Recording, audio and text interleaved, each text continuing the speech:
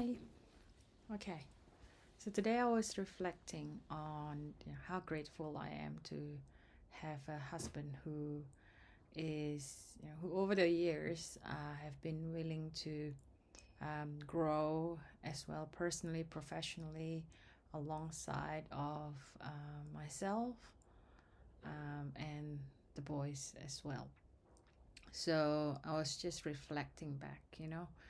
Um, Have you ever heard yourself say something and then suddenly think, oh no, that sounds familiar. That's not really what I want to say, I want to be. Maybe it was the tone that you were speaking to your children. Maybe it was the way that, you reacted to your children when they make a mistake, or um, I don't know, maybe how quickly you became defensive when um, you know your husband or wife or someone close to you try and point something out that you're doing not so right, or maybe how you use silence as a weapon in a way when you disagree with your spouse, like me, or explosive anger over something little, sometimes feeling guilty or shameful after doing that. Or maybe, like me, it's the way that you avoid any difficult, serious conversations, like, or the way that you try to keep everyone happy, pleasing them, not disappointing them, even when inside you yourself is not really okay. And suddenly then you realize, hang on a second, this seems familiar. I've seen this pattern before. Maybe in your family growing up, from your parents or the adults around you. Maybe it's from the environment that you grew up in. And honestly, sometimes I think that that moment can feel very uncomfortable, because we may think, oh, I should. I said I would never be like that. I shouldn't be like that. I said that I would never speak that way to my children, that I want to be different and I don't want to parent that way. And I said I would do things differently with my children. And then one day, just under stress or tiredness, pressure, overwhelm, whatever it is, you just blow up. Something familiar just comes out. I know that feeling. And I think a lot of us do, if we want to be honest. And sometimes I hear my own tone as my words come out, and I think, oh, no, no, no, no, no, no, Lena, you shouldn't. That sounds too familiar in a not good way, and you should stop there. And I don't say all these things, to condemn myself or you or anyone else. I'm not saying all this to blame anyone. But I think it is really important for us to learn to notice and to acknowledge.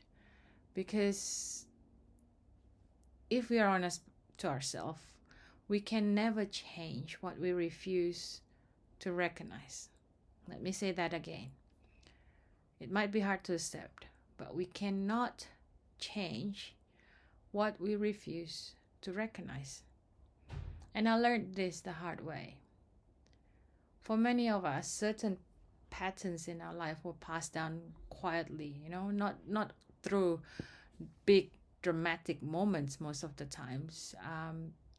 Most of the times just through everyday ordinary life, through the way that conflict was handled, maybe, or how feelings were talked about or not talked about, ignored, or how mistakes were treated, how we were corrected as children, how love was shown to us, or how anger was expressed and no apologies were ever said, or how silence was used as a weapon to withhold affection or love.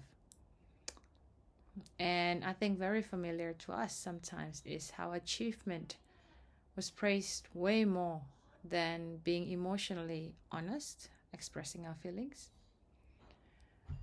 And please, just one thing to be clear, this is not about blaming our parents or the generations that come before us. I really don't want this to become that. That's not my intention. Many of our parents did the best they could with what they knew at the time, with what they had at the time, with what they themselves received. Many of them grew up in survival mode too. They did not have the language that, we may have now. And many of them were never ever thought emotional safety is something that is, foreign to them. Healthy communication, they don't even know what that means. So how to repair relationships after conflict. So this is not about dishonoring our past generations, whether it's parents, grandparents, or whoever it is. But we have to remember that honoring and respecting our parents does not mean that we have to repeat every pattern that we've learned over the years. Loving our family does not mean that we don't grow.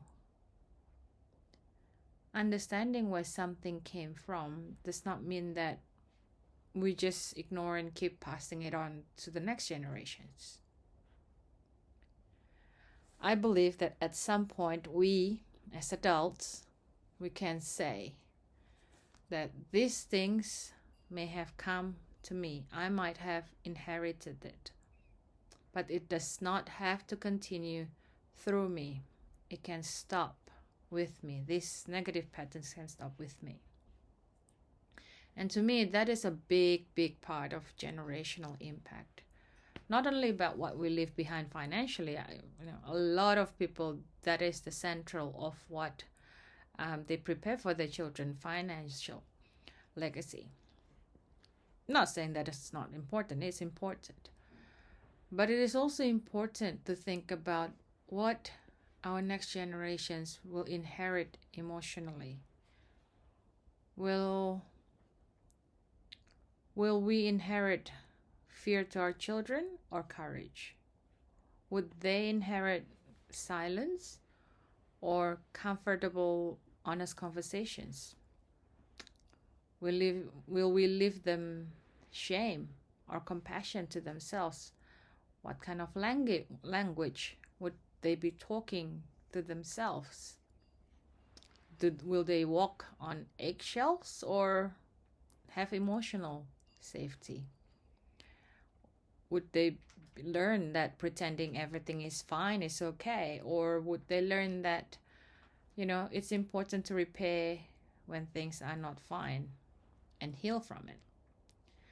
And to be honest, this is not easy. I am still going through it and learning to, undo things and do better with my children.